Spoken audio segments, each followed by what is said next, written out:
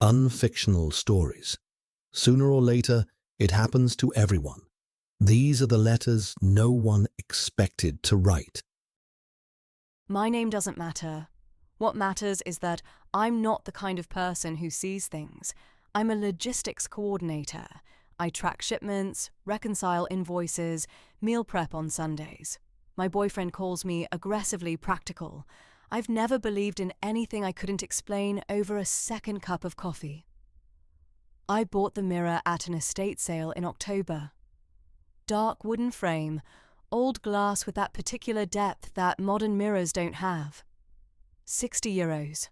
I hung it in our bedroom, opposite the window, and that evening, we both agreed it looked like it had always been there. For the first 2 weeks, nothing. It started the way these things apparently always start, at the edge of your attention. I'd be moving through the bedroom, doing something ordinary, folding laundry, looking for my phone charger. And I'd catch the mirror in my peripheral vision and think, something moved. Not me. Something in it or behind it, a shift in the quality of the light, a change in the arrangement of the room that was gone by the time my eyes arrived. I want to be precise about this. When I looked directly at the mirror, everything was normal. My reflection, the room behind me, the window, the wardrobe, the bed. Completely accurate, completely still. It was only in the corner of my eye that something was different. I mentioned it to Daniel.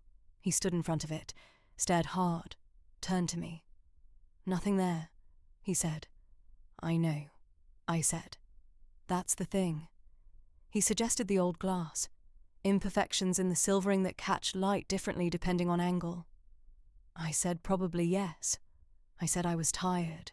Both of these things were true. I started watching it indirectly, not staring. That fixed it immediately, made it ordinary again, but keeping it in the edge of my vision while I did other things.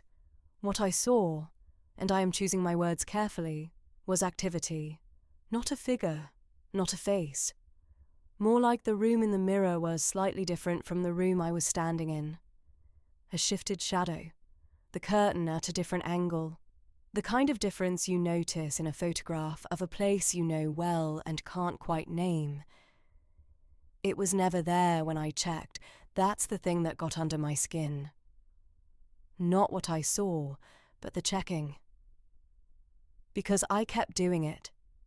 I'd catch something in the periphery, and I'd look and it would be nothing, and I'd go back to what I was doing, and 30 seconds later I'd catch it again, like something that knew exactly how much attention I was paying. The night I took it down, I hadn't planned to. It was late November. I'd woken at 2, gone to the kitchen for water, was coming back down the hall. The bedroom door was open. I wasn't thinking about the mirror, but I caught it, the way you catch something in peripheral vision. And I stopped. I don't know how to describe what I saw in that half second before I turned to look properly. The room in the mirror didn't match the room I was standing outside of. The arrangement was wrong, not dramatically wrong, just wrong in the way a room looks when someone has been in it recently, and you can feel it but can't point to anything specific. Daniel was in the bed. His shape was in the bed. But in the mirror, something was different about it. I turned and looked directly. Daniel asleep, exactly as he should be. Room exactly as it should be. Mirror showing me standing in the doorway, perfectly normal, heart going at twice its usual speed. I stood there for a long time. Then I went to bed. I lay next to Daniel and I stared at the ceiling, and I did not look at the mirror, and I did not sleep. And in the morning before Daniel woke up, I took it off the wall.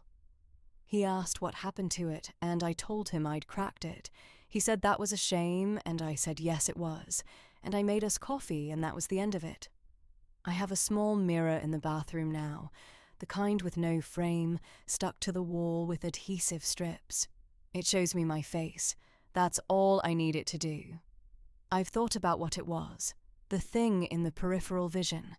I've thought about the old glass and the imperfections in the silvering. I've thought about sleep deprivation and the way the brain fills in patterns that aren't there. I've thought about all the reasonable explanations. The problem is that I checked. Every time for 6 weeks, I checked. And every time I checked, there was nothing. Something that disappears the moment you look at it directly is either a trick of the eye or it's something that knows you're looking. I genuinely don't know which one is worse. Name withheld. City withheld. November. You just heard one story. There are hundreds more. Ordinary people, unexplained moments, real letters. If something happened to you, something you've never quite been able to explain to yourself or anyone else, we're collecting those stories. Email us or use the form on our website. Everything in the description below. Unfictional stories. New episode every week. Sooner or later, you'll have a story too.